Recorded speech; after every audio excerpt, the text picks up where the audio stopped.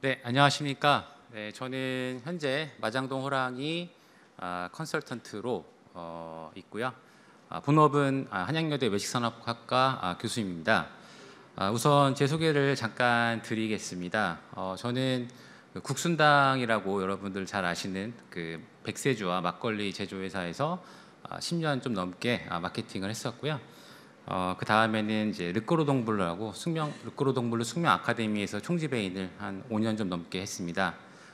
가장 최근에 한 프로젝트는 제가 NDA를 맺어서 브랜드 이름을 말씀드릴 수는 없고 청담동 그 명품 거리에 있는 C 브랜드입니다. 거기서 F&B 컨설턴트를 했었는데요. 그 여러분들 여기 많은 분들이 이제 그런 C 브랜드나 뭐 여러 명품 브랜드 이용하실 것 같은데. 거기에 가시면 그 가방을 사시는 분들 말고 그 레디투웨어나 보석을 사시는 분들은 VIP로 별도로 관리를 합니다. 네, 그래서 이제 그분들이 보통 물건을 구매할 때 그냥 구매하는 것이 아니라 자리에 앉아 계시면 이제 브랜드에서 식사와 그다음에 이제 새로 그 옷들을 이제 소개하는 자리가 계속 그렇게 소개를 하면서 물건을 판매하고 있습니다. 근데 거기서 이제 문제는 뭐였었냐면 제가 받은 의뢰는 VIP 손님들이 오늘은 C 브랜드, 다음은 뭐 B 브랜드, 뭐 A 브랜드 가는데 매번 똑같은 호텔에서 나오는 케이터링을 먹는 게 불만이다라는 이제 의뢰를 받았습니다. 뭐 여러분도 예상하시겠지만 청담동에 있다 보면 파크 하얏트나 뭐 폴시즌이나 이런 호텔들에서 이제 케이터링을 자주 나옵니다. 근데 그 VIP 입장에서는 여기나 저기나 음식이 매일 똑같으니까 이제 컴플레인을 했던 겁니다. 그래서 제가 했던 건 무엇이었냐면 우리나라에도 이제 미슐린 가이드가 들어왔기 때문에 그 미슐린 스타 레스토랑 있지 않습니까? 그래서 미슐린 스타 레스토랑에서 반조리된 음식을 받아서 매장에서 플레이팅이랑 이제 워밍을 해서 손님들에게 내놨습니다. 그랬더니 아무리 뭐 프랑스 명품 브랜드지만 오시는 한국 분들이 너무 좋아하시는 겁니다. 특히 뭐 밍글스나 뭐 정식당 이런 권숙수 이런 한국 그 파인다이닝을 이제 접할 수 있으니까 굉장히 좋아하셨고요. 그래서 굉장히 좋은 결과를 내었습니다. 이제 그 컨설팅이 끝나고 제가 이제 시작했던 것이 마장동 호랑이입니다. 네, 마장동 호랑이에 대해서 잠깐 이제 소개를 해드리도록 하겠습니다. 궁금해하시는 분들이 많을 것 같아서 저희가 2001년도에 이제 가게를 처음 오픈하고요. 바로 몇 달 만에 정말 운이 좋게 그 서울시가 선정한 서울 레스토랑 앤바 100선에 들었습니다. 그래서 지금 보시면은 제 사진도 지금은 정장을 입고 있지만 가게에서는 이렇게 캐주얼하게 앞치마를 두르고 있습니다. 이런 게 이제 저희 마장동 호랑이고요. 네, 그 여러 매체에 소개가 돼서 주목을 많이 받고 있습니다. 그래서 네, 그리고 지금은 뭐 매경이나 그다음에 이번에 그 테이스트 오브 서울이라고 서울시에서 진행하고 있는 그 맛집에 소개가 돼서 계속 많은 분들이 방문하고 계십니다. 그 많은 분들이 마장동 축산물 시장에 와보신 분도 계시고 또는 이름은 들어봤지만 오시지 않은 분들도 많은 걸 알고 있습니다. 그래서 마장동 축산물 시장에 대해서 잠깐 설명을 드리자면 수도권 축산물 유통의 70%를 정도를 담당하는 굉장히 큰 규모의 시장이고요. 아시아 최대의 축산물 시장이라고 불리기도 합니다.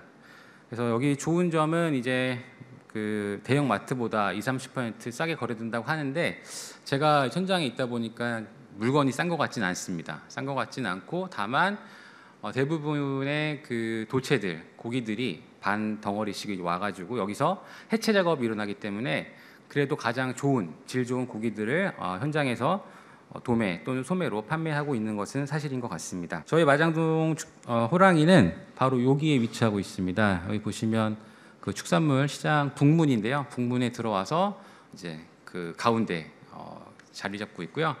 제가 여기 와서 강의를 하게 된 게 아마 여기서부터 시작된 것 같습니다.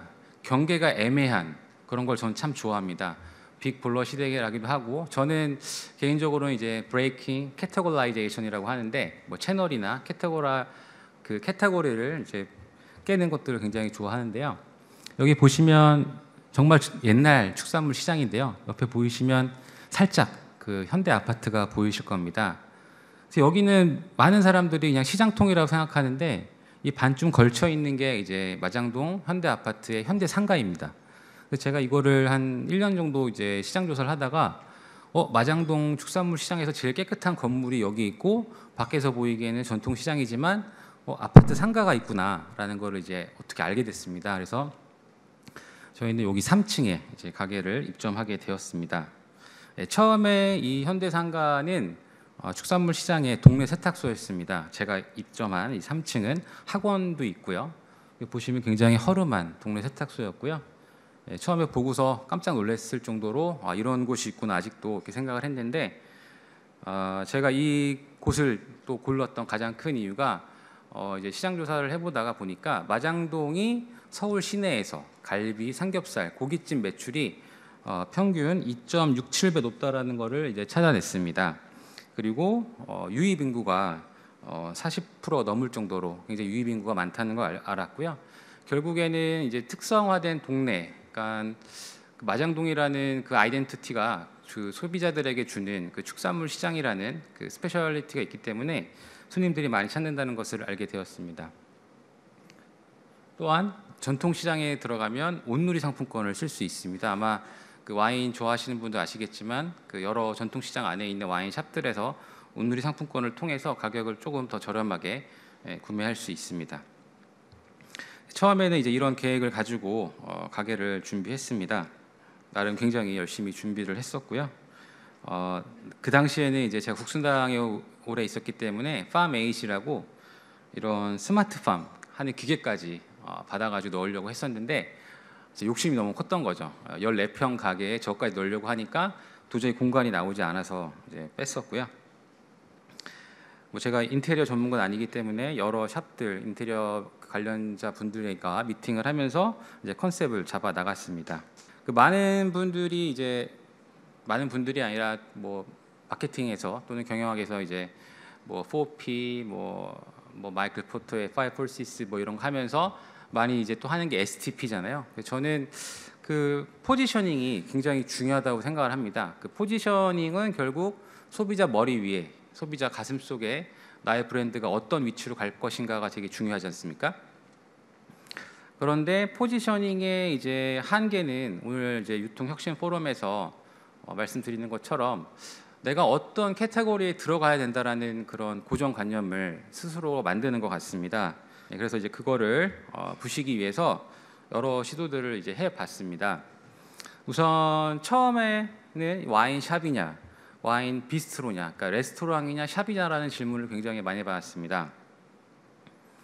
그 우리나라 그 와인 유통 채널을 보면 여기 보다시피 현지 생산자가 이제 수입을 하고 국내 수입업자가 수입을 하고 이제 도매상, 그다음에 소매상 이런 과정을 거치면서 유통이 됩니다.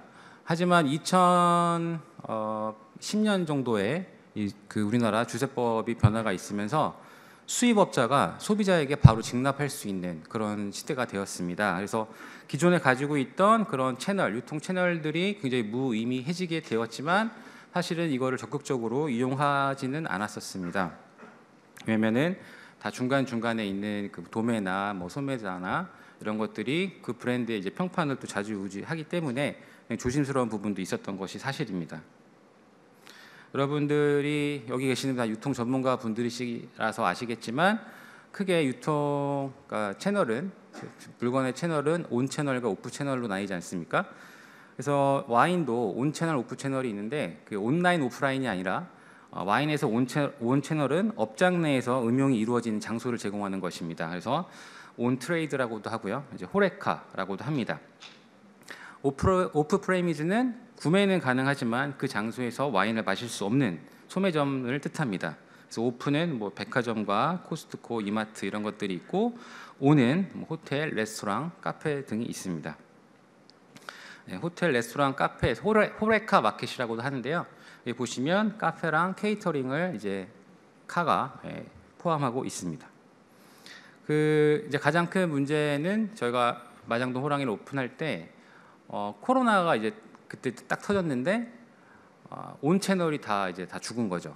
호텔, 레스토랑들이 이제 매출이 폭락하고, 왜냐면 갈 수가 없기 때문에 이제 집에서 또는 이제 소매점에서 그 와인을 이제 구매하는 시대가 되었습니다. 그래서 지금 보시면은 코로나19 영향으로 2020년에 오프트레이드의 매출이 전체 와인에서 거의 90% 가까이 되게 되었습니다. 저희 마장동 호랑이를 이렇게 보시면 처음에는 와인샵과 같은 모습을 보실 수 있는데요. 처음에는 원래 저희가 샵을 메인으로 해서 오픈을 했는데 처음에는 테이블이 2개였습니다. 2개였는데 코로나 덕분에 왠지 손님들이 프라이빗한 공간을 많이 원하시더라고요. 그래서 저희는 저희 가게에서 와인을 구매하셔서 마장동에 굉장히 많은 고깃집들이 있잖아요. 거기 가서 드시기를 원해서 와인 잔 대여 서비스, 세척 서비스, 그다음에 와인 고기 맛집 소개 이런 것들 컨셉으로 처음에 오픈을 했는데 손님들이 와서 보시고는 여기서 먹으면 안 될까요? 이렇게 된 겁니다. 그래서 처음엔 테이블 2개로 시작했다가 이제 점점 테이블을 넓혀 나가면서 한쪽에 있는 전열된 와인 장을 이제 치우게 되었습니다. 지금은 와인샵보다 비스트로의 모습에 좀 더 가까운데요. 여기 보시면 와인 동네 주민들을 상대로 와인 특강도 하고, 그다음에 와인 애호가들을 상대로 또 특강도 하고요. 그다음에 저희 가게에 오시는 많은 손님들 중에 이제 프랑스인들, 외국계, 그러니까 명품 브랜드 대표님들이 많이 오시는데 그 이유는 우선 명품 브랜드 대표님들 다 외국 분들이시잖아요, 보통. 근데 본사에서 손님이 오면 본인이 가장 로컬라이즈했다는 걸 이제 보여주고 싶은 겁니다. 그래서 내가 서울에, 내가 한국에 이 정도까지 알아.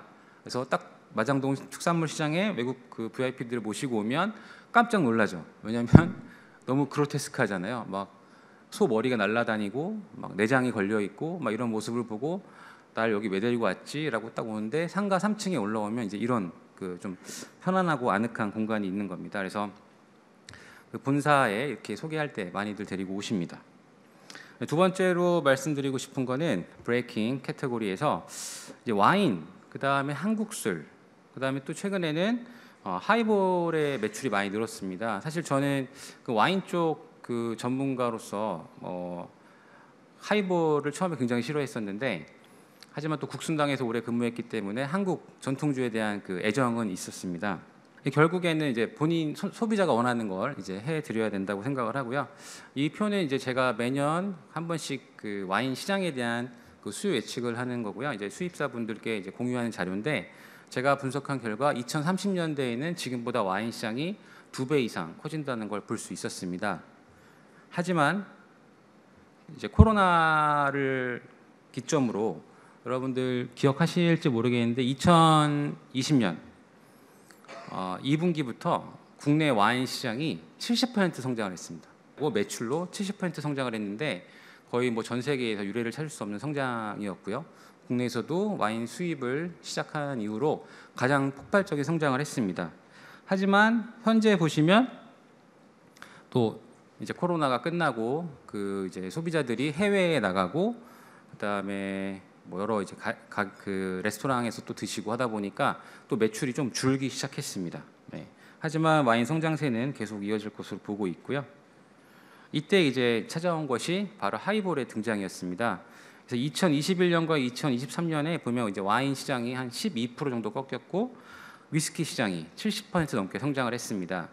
보시면 이제 슈퍼 트렌드라고 하는데, 예전에는 이제 비싼 싱글 몰트 위스키를 많이 드셨다가 지금은 이제 저렴한 진빔이나 산토리 저렴한 위스키들을 이걸 이제 하이볼로 만들어서 드시는 시대가 되었습니다.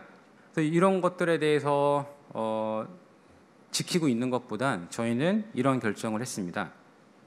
네, 마장동 호랑이 하이볼을 만들기로 했습니다. 네, 우선 이것과 옆에 보시면 저희가 이제 토마호크, 그 다음에 여러분 혹시 대구의 유명한 뭉티기 알고 계십니까? 네, 저희가 뭉티기와 토마호크 전문점으로 이제 비스트로를 소개하고 있는데, 여기 보시면 이제 캠핑용 토마호크 세트를 저희가 만든 제품은 아니고요. 저희가 준비한다고 계속 얘기를 했더니 여러 분야에서 이렇게 제안을 받았던 것이고요. 아직 진행은 못하고 있습니다. 네, 옆에 보시면 이 마장동 하이볼은 요즘 편의점 이런 곳에 하이볼을 많이 생산해서 납품하는 브루그루와 지금 이제 협력을 진행하고 있고요. 예, 되게 예뻐 보이죠. 예, 그래서 저희가 이제 스테이크 전문점이다 보니까 스테이크와 어울리는 하이볼을 지금 레시피 개발을 한창 하고 있는 단계입니다. 그 다음에 저는 르꼬르동 블루가 이제 뭐 세계에서 가장 유명한 프랑스 요리 학교잖아요. 그 르꼬르동블루에서 총지배인을 5년 넘게 하면서 이제 프랑스 요리도 많이 배우고 여러 가지 경험을 했습니다. 그런데 또 한국인이잖아요. 그래서 이거 어떻게 해볼까, 어떻게 이거를 접목을 시켜볼까라고 생각하다가 미슐린 가이드에서 굉장히 재미있는 말을 쓰더라고요.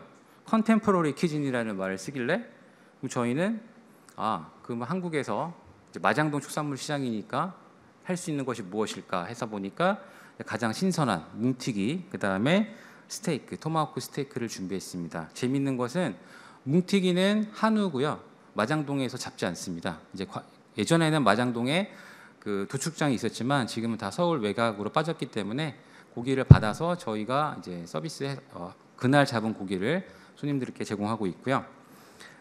토마호크 스테이크도 마장동이라서 한우라고 생각하실지 모르겠지만 저희는 냉장 미국산 토마호크를 쓰고 있습니다. 이유는 마장동도 한우 값은 엄청 비쌉니다. 그래서 좀 접근성을 높이기 위해서 미국산을 쓰고 있고요. 사실 와인과 미국산 소고기가 굉장히 잘 어울린다고 개인적으로 생각하고 있습니다.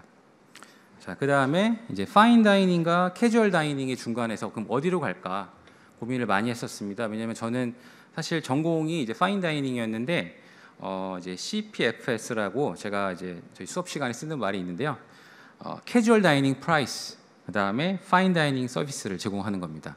이게 사실 거꾸로 갈 수도 있지만 여기는 캐주얼 다이닝인 줄 알고 왔는데 서비스가 파인하네 라면서 고객들에게 조금 더 감동을 줄 수 있을 것 같아서 그렇게 했습니다. 이거 파인 다이닝에 대한 혹시 저의 논문이나 글을 찾아보시면 많은 도움을 받으실 수 있을 겁니다. 다음은 이제 글로벌, 그다음에 로컬입니다.